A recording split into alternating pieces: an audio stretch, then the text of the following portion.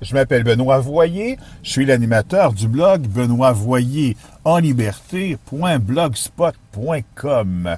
Vous pouvez également me retrouver sur Facebook, sur X, et je salue bien entendu les auditeurs de radiophile.ca et ceux qui nous écoutent via le blog sur YouTube. Joseph Adélard Godbout est né le 24 septembre 1892 à Saint-Éloi. Le 25 octobre 1939, les élections québécoises portent au pouvoir Adélard Godbout. En ce début de la Seconde Guerre mondiale, Godbout semble prêt à accepter la demande de la Défense nationale du Canada d'utiliser les terrains du Jardin botanique de Montréal et des bâtiments pour y implanter une école d'aéronautique. L'affaire fait grand bruit dans les médias.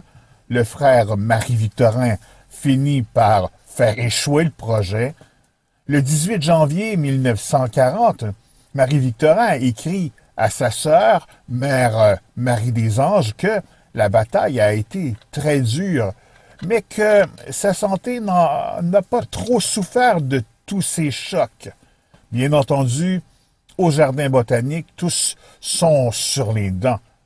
Marie-Victorin confie à sa sœur que c'est la carrière de chacun qui se jouait en quelques jours, mais ils ont été tous bien courageux et ils méritaient ce que je pense être une victoire.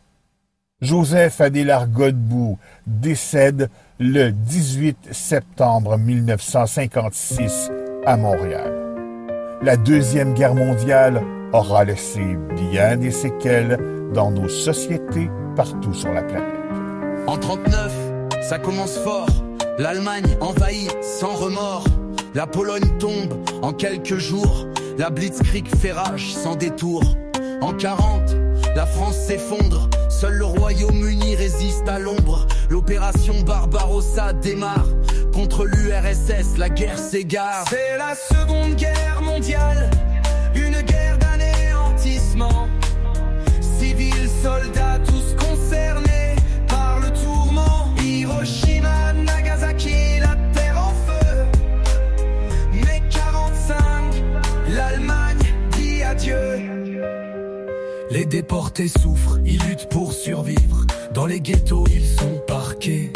Loin de tout, la misère, c'est ça qu'on leur a donné.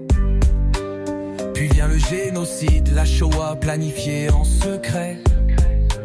Auschwitz et Birkenau, des lieux où on a tout effacé.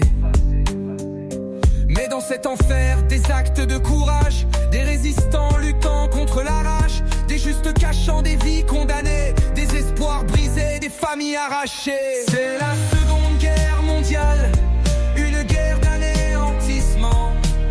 Civils, soldats, tous concernés par le tourment. Hiroshima, Nagasaki, la terre en feu. Mais 45, l'Allemagne dit adieu. En 41, Pearl Harbor brûle, les États-Unis entrent dans la bulle. Midway, Stalingrad, front brûlant, les victoires alliées freinent l'axe envahissant. Normandie 44, débarquement, l'Allemagne s'effondre progressivement. Le 8 mai 45, c'est fini, l'Europe est libérée, mais à quel prix? C'est la Seconde Guerre mondiale, une guerre d'anéantissement. Civils, soldats, tous concernés.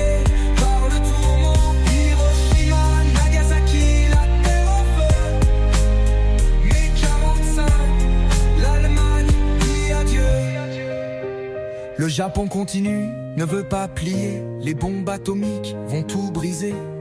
Hiroshima, Nagasaki, en août 45, la terre tremble sous les éclats de crainte. Le 2 septembre, le Japon s'incline. La paix revient mais la douleur domine. 60 millions de morts, des cœurs brisés. Civils, soldats, tous sacrifiés. C'est la Seconde Guerre mondiale, une guerre d'anéantissement. Civils, soldats, tous concernés par le tourment. Hiroshima, Nagasaki, la terre en feu. Mais 45, l'Allemagne dit adieu. L'Europe en ruine, le monde à reconstruire. Des millions millions d'âmes qui cherchent à survivre, les alliés victorieux, mais à quel prix? L'humanité face à ses cicatrices infinies. Se souvenir pour mieux comprendre, pour que jamais l'horreur ne puisse reprendre. C'est la Seconde Guerre mondiale, une guerre d'anéantissement. Civils, soldats, tous concernés par le tourment. Hiroshima, Nagasaki, la terre en feu. Mai 45, l'Allemagne dit adieu. Rappelle-toi bien de cette histoire.